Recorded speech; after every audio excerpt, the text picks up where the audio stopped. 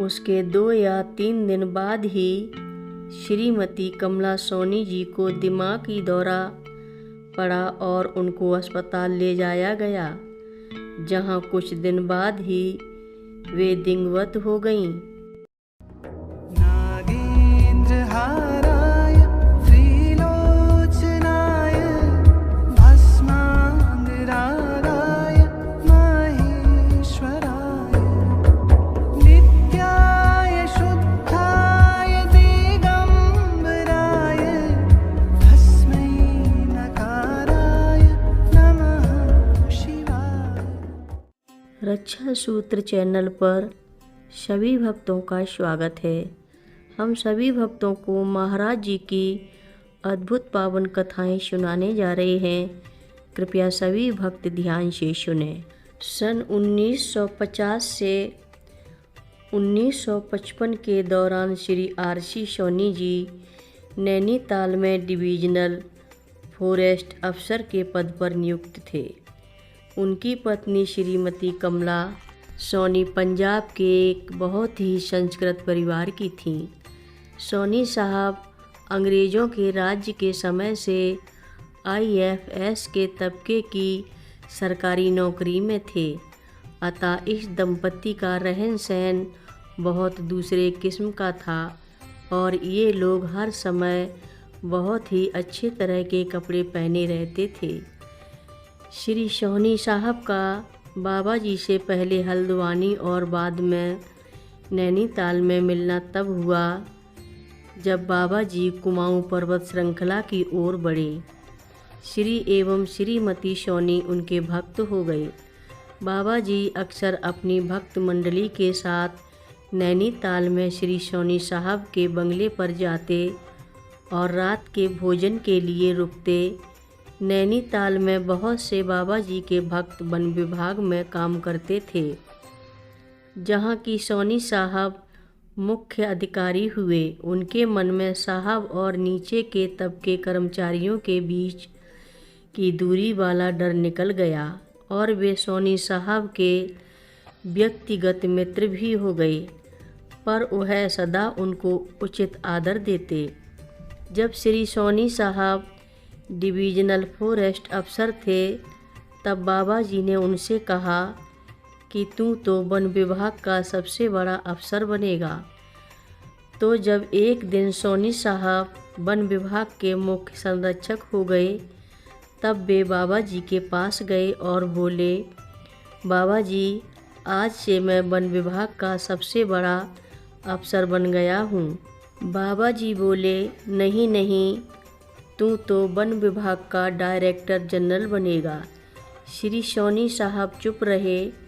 उनके मन में इस बात के बारे में संशय था, क्योंकि इस प्रकार का तो कोई पद था नहीं।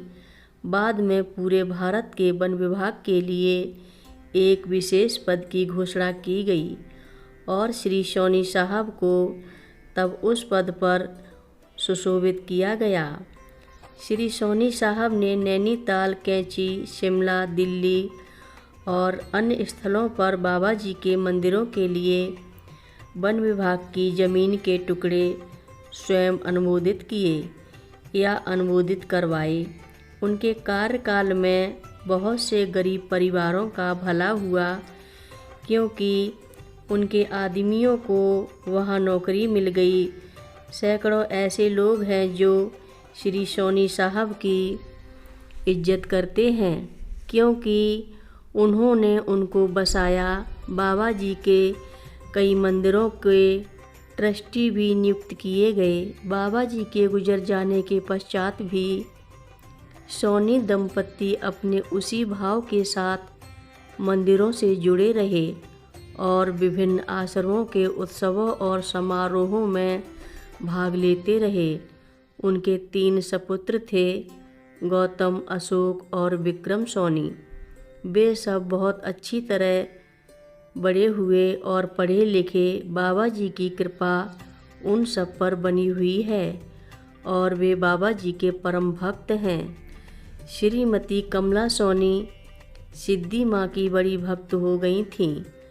वे माँ से मिलने अक्सर आती उनके साथ हिमालय में केदारनाथ मंदिर की एक विशेष यात्रा पर गई थीं, जहां उनको मां के दिव्य स्वरूप का ज़बरदस्त आभास हुआ।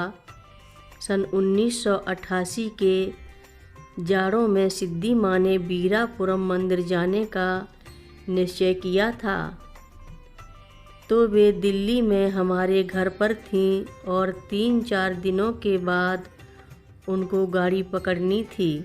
हमारे यहाँ आने पर माँ ने बार बार कमला सोनी जी का नाम लिया और कहा कि मैं उनके बारे में चिंतित हूँ और जल्दी से मिलना चाहती हूँ। मैंने श्रीमती सोनी जी से दिल्ली में संपर्क स्थापित किया और सिद्धि माँ से मिलने के लिए अपने घर आने के लिए कहा। हम लोग एक मकान की ऊपरी मंजिल में रहते थे, तो जैसे ही वे हमारे मकान पर आईं, सिद्धि माँ हमारी अपनी ऊपर की मंजिल से उतरीं और नीचे की मंजिल में मकान मालिक के बैठक खाने में श्रीमती सोनी जी से मिली। मैंने तब देखा कि सिद्धि माँ ने श्रीमती सोनी जी के ऊपर अपना प्यार कैसे उड़ेला, चेहरा छुआ और उनके सिर को अपनी हथेलियों से भरकर दुलारा। जब श्रीमती सोनी जी चलने को हुईं, तब जिस तरह सिद्धि माँ ने उन्हें अपनी छाती से लगाया, वो बहुत हृदय स्पर्शी था। माँ तो उसके बाद दूसरे दिन ही क्षणिक भारत के लिए चली गईं। उसके 2 या 3 दिन बाद ही श्रीमती कमला सोनी जी को दिमागी दौरा पड़ा और उनको अस्पताल ले जाया गया, जहां कुछ दिन बाद ही वे दिवंगत हो गईं। कथा लंबी है, आगे की कथा सभी भक्तों को अगले भाग में सुनाएंगे। हर रोज़ महाराज जी की कथाएं सुनने के लिए रक्षा सूत्र चैनल को अवश्य सब्सक्राइब करें, शेयर करें और लाइक करें। घंटी बजाना ना भूलें। कमेंट बॉक्स में लिख भेजें जय नीव करोरी बाबा जी महाराज। बोलो नीव करोरी बाबा जी महाराज की जय बोलो।